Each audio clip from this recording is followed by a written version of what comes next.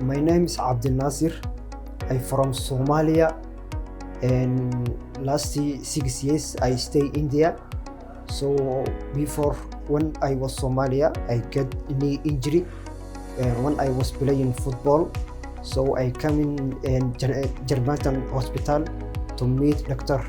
Jawad and to explain my problem. So he giving some advice and to do surgery.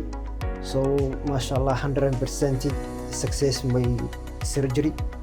And so I go and I get this hospital and good service and good surgery. So anyone need any surgery, and I give advice to come this hospital and meet Dr. Sawaj. Thank you.